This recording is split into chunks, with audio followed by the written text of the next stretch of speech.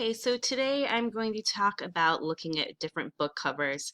I am totally guilty about judging a book by its cover. When I go into the library, when I go to the new book section, I look at the covers. But I think it's important to realize that the cover gives you an idea of what the story is about, and you're really marketing what that story is about. And I think that if the cover doesn't have anything to do with what's happening in the novel, it can be a turnoff for people. So the first book that I'm going to talk about is Cinder by Marissa Meyer. And what I really like about this cover is the title itself. It stands out. It's clear to see. The font is really cool. I really like the background of the colors of the cover as well. What a connection that you can make is, if you notice, it's only a foot in a shoe. And if you look closely, that's not actually bone in the leg, it's more of a mechanical, robotic device. And I think what's appealing is the fact that the shoe is red and it stands out from the rest of the cover. But a connection that you can make, if you look at the title, it's Cinder. And if students can make a connection between Cinder and Cinderella, they can kind of make a prediction about what's going to be happening in this story. A turnoff could be the fact that there is only a leg. There's not a body to it. Um, you can ask questions about, well, why is the shoe red? Why isn't there bone in the leg? Why are they even showing the inside of the leg?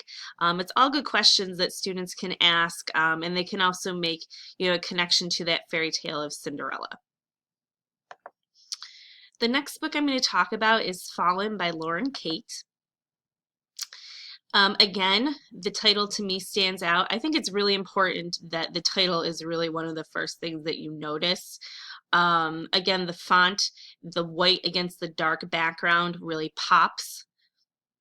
What I like about this is it actually shows you the main character. We have a forest in the background that kind of looks very daunting. We have her dressed all in black. You can get in a sense of the tone of the book, the mood of the book, especially with her hands covering her face. So based on the cover, you can kind of tell that it's not going to be a happy-go-lucky book. There might be bad things happening. Again, the turnoff could be that it looks depressing. You can predict, well, why is she holding her hands in her face, or her face in her hands? Why is she standing in the middle of the forest? Why is she dressed all in black? What does fallen mean? Is she fallen in love? Has she literally fallen? Those are all questions that you can ask. So I think it's a good thing to keep in mind that the cover should really show you a possible setting, maybe a possible emotions of what you might feel when you're reading the book, and the characters itself. You can also see that there's crows in the background, which is never a good sign. The last cover that I really looked at was one that's called Someone Like You by Sarah Dessen, and this is the book that I read this past week for the Traditional Connections. I will tell you right now, I do not like this cover. Right away you see the author, you don't see the title. It's bolded. It's the first thing that draws your attention, and I don't think that's really what a title, or I'm sorry, a cover should do.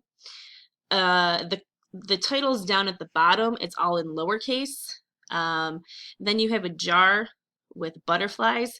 It could be interesting to girls or boys who like butterflies, and you're looking at Someone Like You and you see the butterfly inside of the jar, and it's not like any of the other two butterflies outside of the jar. However, this cover doesn't really tell you what the book is about. I will tell you it's not about butterflies. You can make a connection in the fact that because that one butterfly is in the jar, she's isolated and they're trying to find another butterfly that's the same. But I think it can be not telling of what the story is, and I think it can put some people off. Myself, like I said, I don't like it.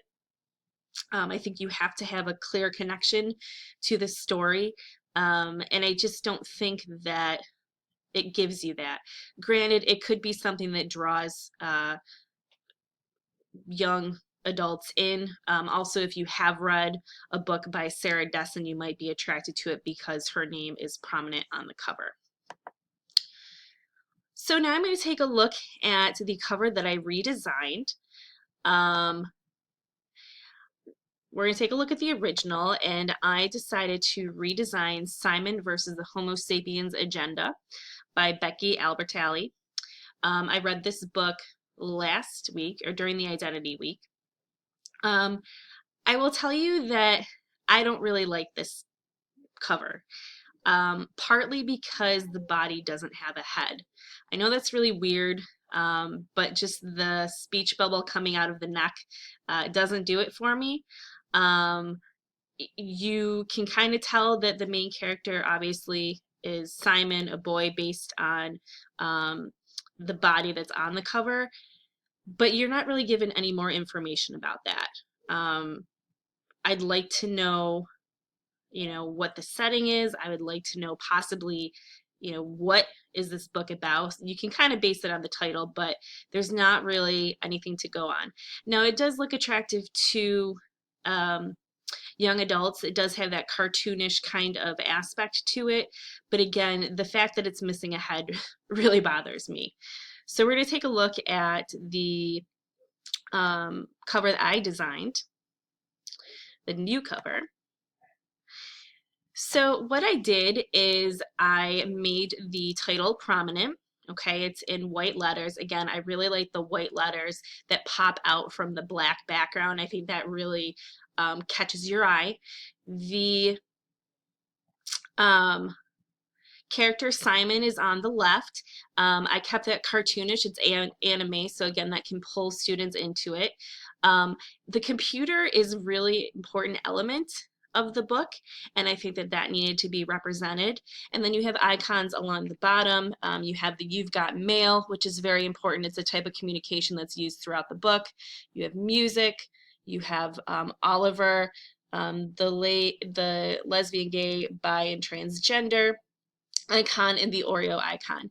And I think those icons are important because that can draw students in, and you can say to yourself, well, I wonder, why are those important? Why would that be on the cover?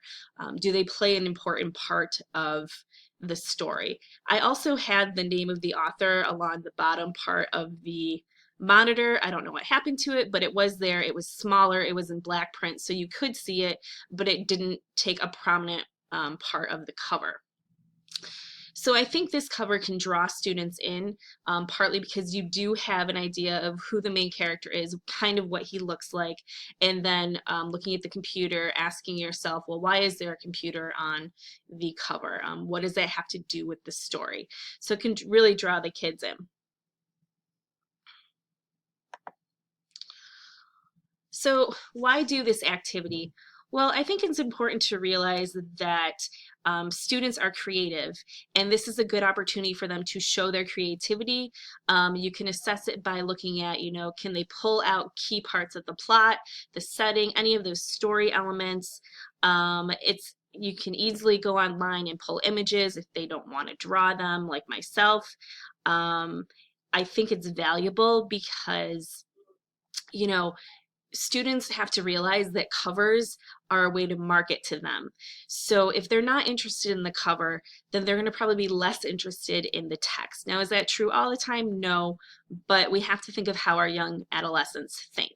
And a lot of them are just visual. They get sucked into things based on what they see first. So I think the cover is really important because it can feed on the interests of adolescents before they actually start reading it. Is it right that it should be like that? Probably not, but it is important that, they get a sense of what the book is going to be about, and they need to do that through an attractive cover. I definitely can see myself using this in the classroom. A cover is an important part of the book. And I think that a lot of times we kind of don't talk about that. I know that there are a lot of outdated covers that I would definitely change. And I think it would be cool to go back and compare the original covers to the ones that they create. So I think this is a great activity, and I hope you enjoy my presentation.